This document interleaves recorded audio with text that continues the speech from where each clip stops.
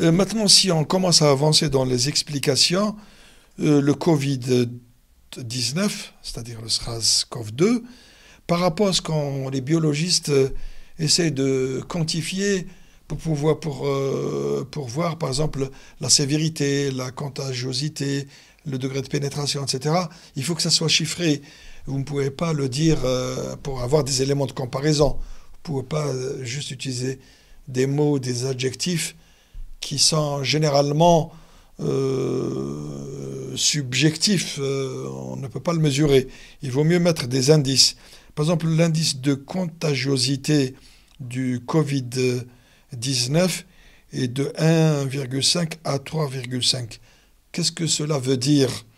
Cela veut dire qu'un patient qui est contaminé par le SARS-CoV-2, par le Covid-19, quand il est dans la foule, quand il a une promiscuité, quand il a un contact avec des gens qui sont autour de lui, il peut contaminer entre 1,5 à 3,5 personnes. Donc, vous voyez, donc, il est dans la foule, proche de la foule, il touche la foule, donc il peut contaminer d'un coup une et demie, bon, c'est des chiffres, hein, à 3,5 personnes. Hein. Donc, si on c'est juste pour avoir un peu savoir l'ampleur, la capacité de pénétration de ce virus. Par exemple, si on le compare à la rougeole, vous voyez bien, la rougeole a un indice de pénétration, de contagiosité dans les foules. Quand quelqu'un est atteint de la rougeole, il rentre dans la foule, il peut contaminer d'emblée 9 personnes d'un coup. Donc c'est important. La varicelle, 8,5. Vous voyez un peu, c'est quand même le Covid-19 n'a pas un indice de contagiosité très important quand on le compare à la rougeole ou à la varicelle. Donc c'est pour ça que ça donne une idée de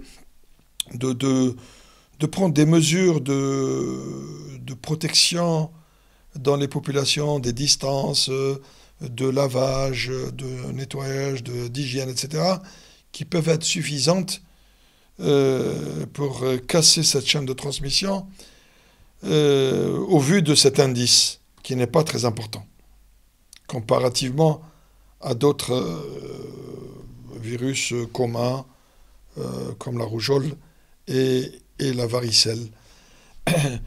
Donc, si vous voulez, dans un tableau un peu plus large, plus important, qui liste un petit peu beaucoup de germes, on a ici, dans l'abscisse, donc l'axe des X, le degré de contagiosité, donc on appelle ici au point de départ R0, sur une échelle de 0 à 10 ou 11, et on a donc de l'axe des Y, nous avons le taux de létalité, le taux de mortalité.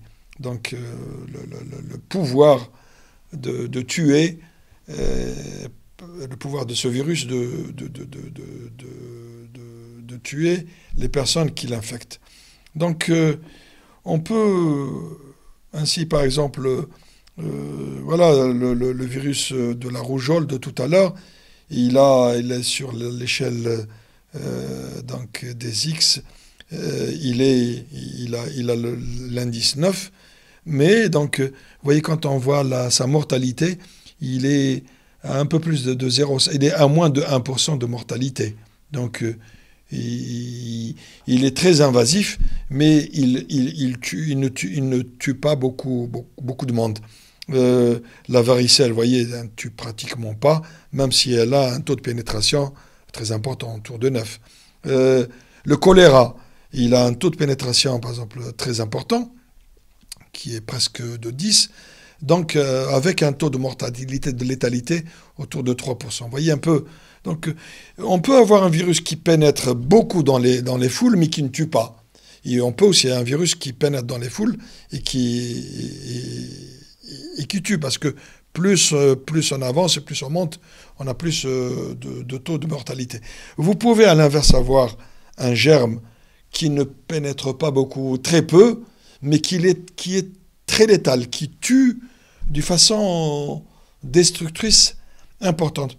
Et écoutez, par exemple, si on prend voilà, le SRAS là, donc, de 2003, le coronavirus de 2003 qui donnait le syndrome respiratoire aigu sévère, il a un taux de pénétration autour de 3 et avec un taux de létalité de 10%. Donc c'est important.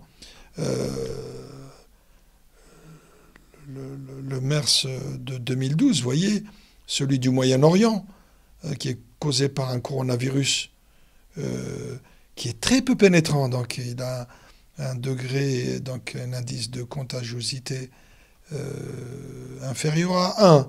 Mais regardez, dès que vous êtes infecté, vous avez plus de 30% voilà, 30% ici, vous avez 30% de létalité. Donc il est très fatal. Alors là, c'est quand vous arrivez, par exemple, à d'autres germes tels qu'Ebola. Ebola aussi, donc il a un indice de contagiosité relativement, n'est pas très important, il est presque de 2, mais il est destructeur, donc il tue d'emblée rapidement 50% de personnes. La grippe aviaire que nous avons vue a tué beaucoup, la peste bubonique, etc. Donc ça, c'est des choses même qu'on peut utiliser dans que j'espère qu'on ne puisse pas utiliser comme arme biologique. Donc, voyez un peu détailler cette notion de contagiosité et de létalité qu'il faut garder à l'esprit. Voilà, ce matin, donc, on a pu, donc on est le 25 mars, donc à 10h15, sur ce site de la Johns Hopkins University, l'université Johns Hopkins américaine, c'est l'université de référence, et qui travaille sur des données en temps réel avec l'Organisation mondiale de la santé, l'OMS, et qui transmet donc de façon permanente, qui suit de façon permanente cette pandémie. Et nous avons, hélas, à ce matin, donc 425 493 personnes qui sont touchées, confirmées, qui sont infectées par le Covid-19. Voilà, si vous voulez le détail à ce matin, où les pays sont touchés par ces infections, ces cas confirmés tous les jours, et nous pouvons donc voir que la Chine s'est stabilisée parce que ce chiffre n'évolue pas beaucoup depuis maintenant une bonne semaine, sinon une bonne dizaine de jours, et qu'hélas l'Italie, le foyer européen, est en train donc de grossir, hélas, en ayant la deuxième position. Donc nous pouvons voir tous les pays qui sont là, avec les chiffres des personnes qui sont infectées. Les mesures, les mesures de confinement, ayant ce tableau sous les yeux, je voudrais faire un commentaire où on peut voir qu'il y a eu des résultats, par exemple par rapport à la France, des résultats tangibles quand la France a mis en place les mesures drastiques de confinement, d'interdiction de sortie, dans l'intérêt des populations, bien sûr, soumises à dérogation, etc. Je voudrais vous rappeler que la France, il y a peut-être 3 semaines, elle était en 3e position. Après l'Italie et la Chine. Maintenant, elle est en 7e position. Donc ça elle a reculé dans le nombre elle a ralenti la progression de l'épidémie chez elle. Donc, vous voyez l'impact des mesures de confinement peuvent se traduire assez rapidement par un bénéfice et un gain en termes de ralentissement du nombre de personnes infectées. C'est un tableau très lent. On a à peu près 170 pays qui sont touchés. On voit que notre pays, donc l'Algérie, montre 264 de cas confirmés ce matin. Donc on voit bien que le virus progresse. Il progresse au sud de l'Europe et aussi au niveau du Maghreb. Nos voisins marocains, donc le Maroc, montre 170 cas et la Tunisie 114 cas de personnes touchées. Ce matin aussi, donc, nous avons hélas 18 963 morts, presque 19 000 morts. L'Italie est en tête, hélas, donc, qui a été dépassée par le nombre de cas, parce que les mesures de confinement, semble-t-il, ont été déclenchées un peu tardivement et que les structures de santé se sont vues être dépassées par cette épidémie.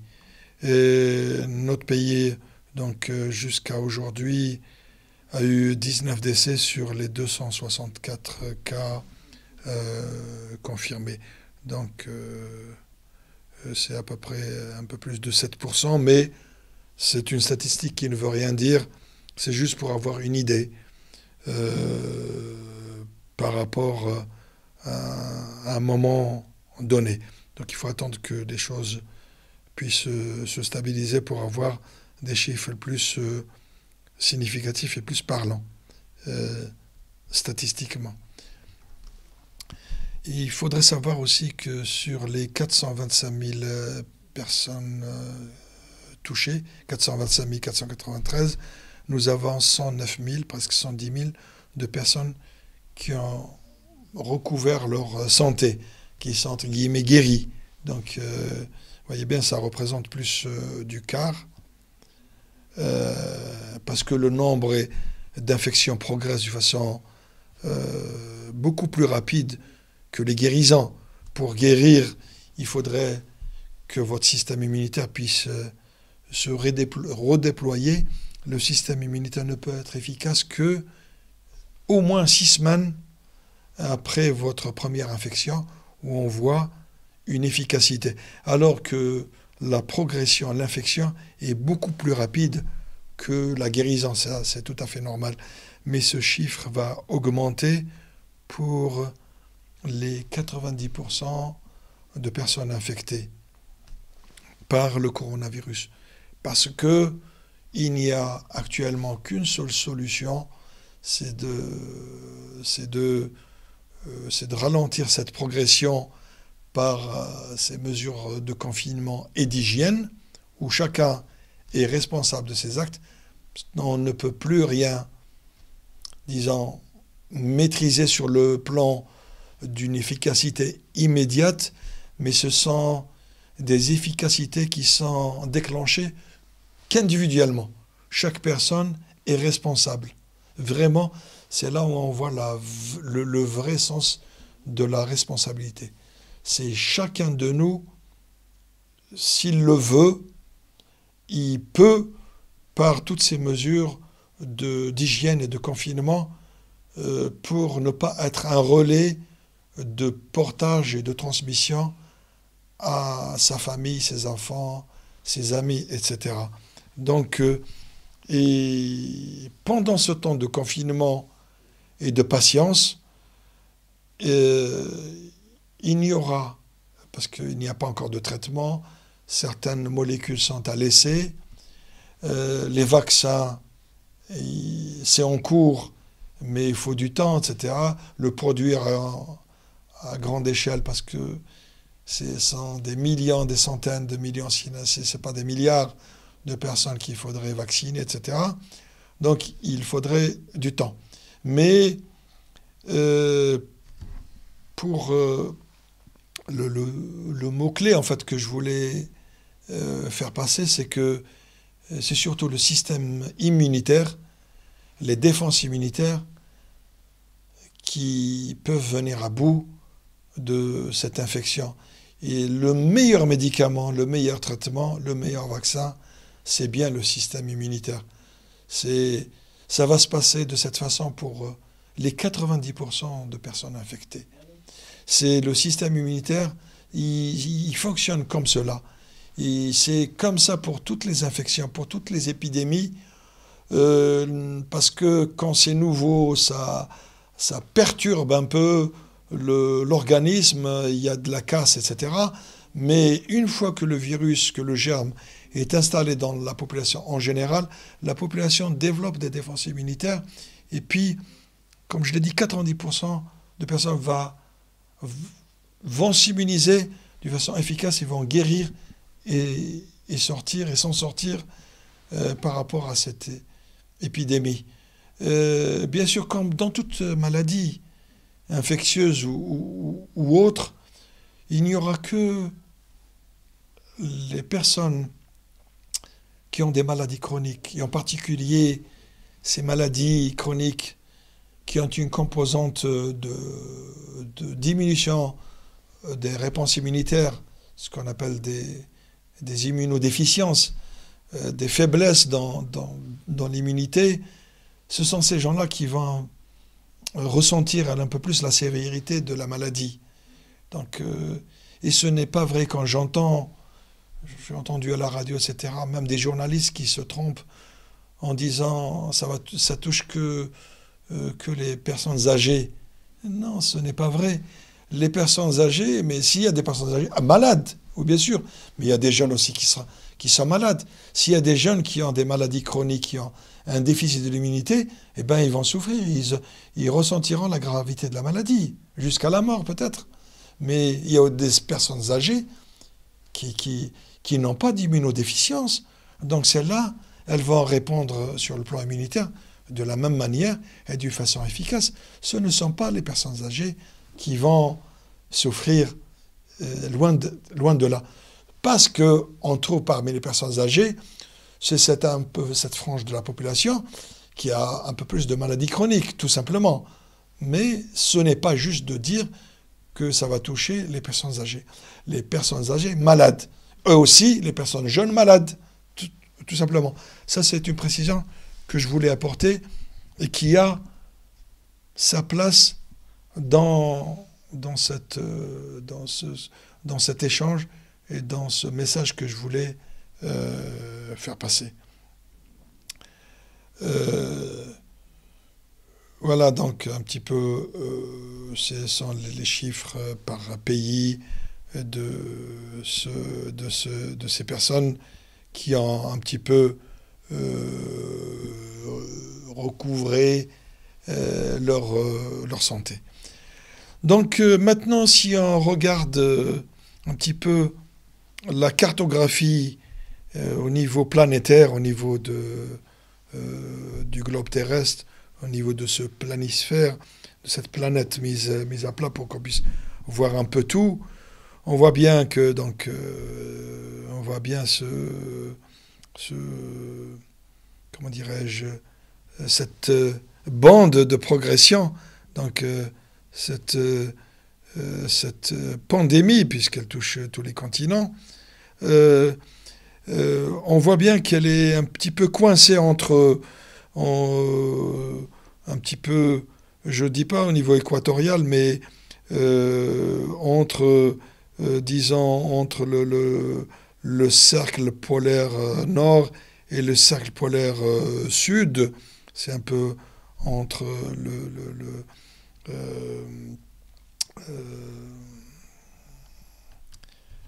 les méridiens le cercle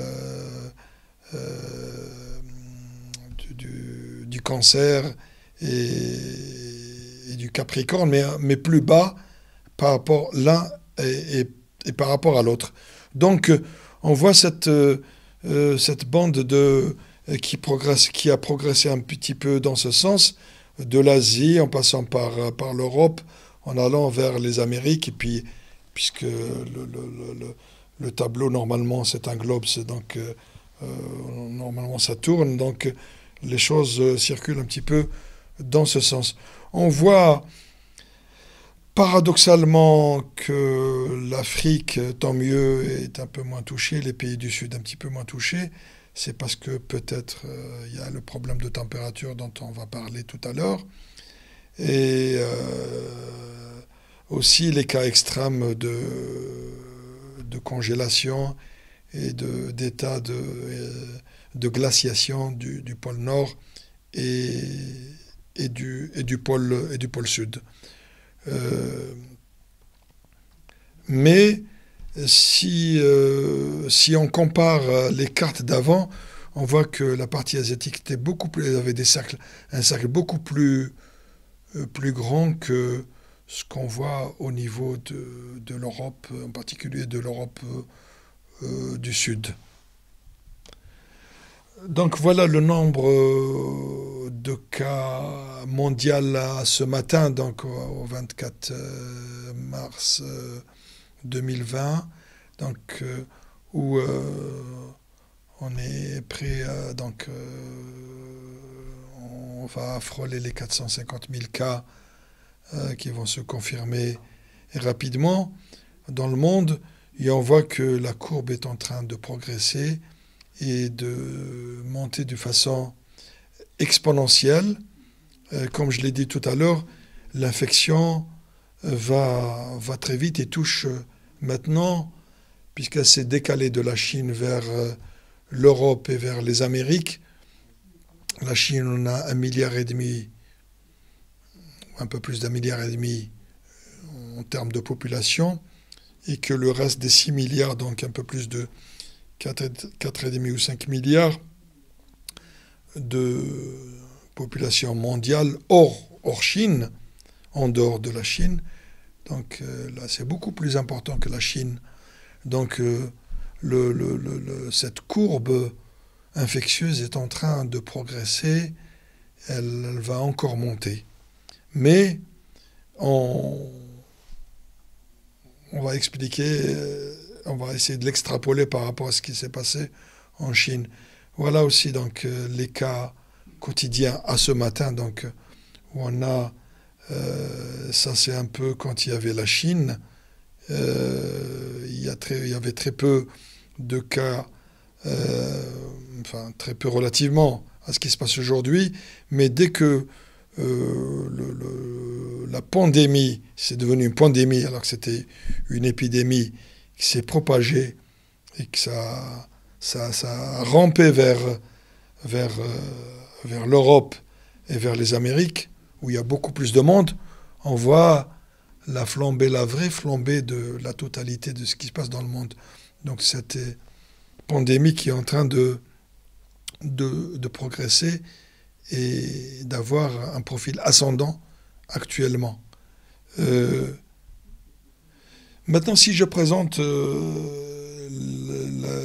la pandémie au 10 mars, il y a plusieurs jours, donc il y a quelques jours, donc il y a peut-être une quinzaine de jours de cela. Vous voyez le profil de la pandémie au niveau de la Chine. C'était celle-là, elle était exponentielle. Et puis après, donc à la mi-février, on a commencé à avoir une infection et puis une espèce de plateau qui est en train de se mettre en place concernant l'épidémie au niveau chinois. Donc, donc il y a 15 jours, on peut voir les autres contrées, les autres continents, etc., hors Chine. Vous voyez, c'est cette courbe en jaune qui était mineure, donc, et qui aujourd'hui est en train donc, de progresser et d'être celle-là que je viens de vous montrer à ce matin. Vous voyez, donc elle a décroché et elle commence à monter. Alors que la Chine commence à avoir un plateau et qui va probablement redescendre et ça va dessiner une courbe en cloche, donc une courbe, ce qu'on appelle une courbe de Gauss. Et c'est comme ça que ça se passe dans les infections classiquement. Donc on a une phase ascendante, rapide, ensuite un plateau. Là, c'est l'infection qui rentre, qui pénètre, etc.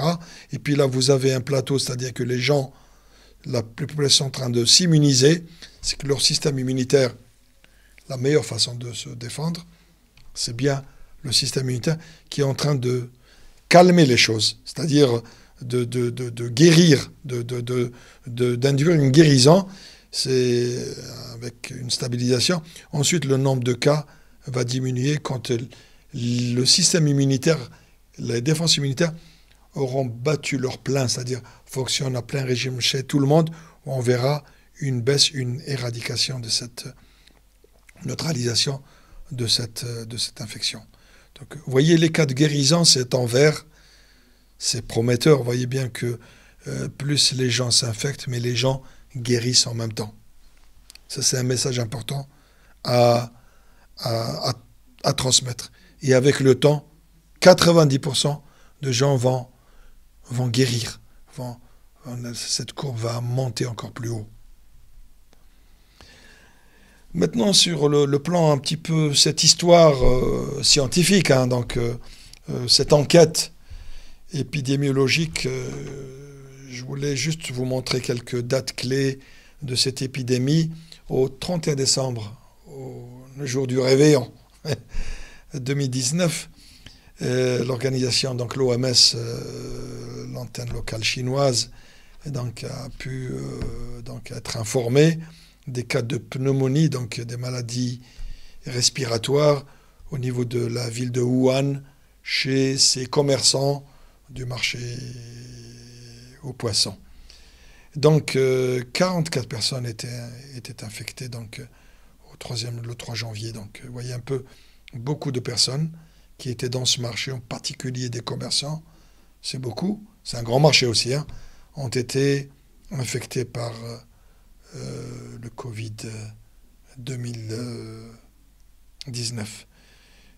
Là, je dirais que probablement, on pense que l'épidémie à Wuhan s'est installée même à la mi-décembre. Bien sûr, les Chinois, je ne dis pas qu'ils ont caché, mais ils ont dû commencer à voir dès mi-décembre des cas, etc. Mais peut-être que c'était pas, ils ont cru que ce n'était pas important et qu'au 31 décembre, 15 jours, pendant ces premiers 15 jours, c'est là où ils ont vu une flambée avec 44 personnes d'un coup sur un même lieu, ce marché de poissons.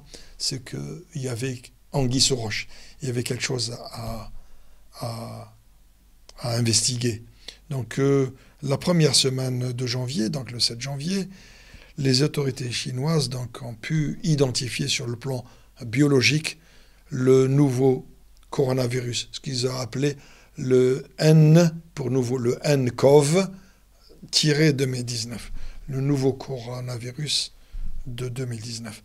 Le 13 janvier, donc une semaine après le 7 janvier, un cas donc, a été recensé en Thaïlande, donc un pays voisin. Le 15 janvier, le premier mort, la première personne qui est décédée dans la ville de Wuhan, donc une personne qui est âgée de 69 ans et qui probablement présentait donc sûrement une maladie chronique, peu importe. Enfin, en tout cas, maintenant, il s'est avéré que c'est lorsqu'on présente une maladie associée, donc, qui implique une faiblesse du système immunitaire, c'est là où on peut souffrir plus des dégâts de ce virus. Le 23 janvier, donc, 3 villes chinoises ont été mises en quarantaine. Le 25, donc 2 jours après, 3 personnes ont été contaminées en France, donc 2 à Paris, une à Bordeaux, des personnes contaminées par par le Covid-19 et qui ont été recensés. Donc ce sont les premiers cas européens.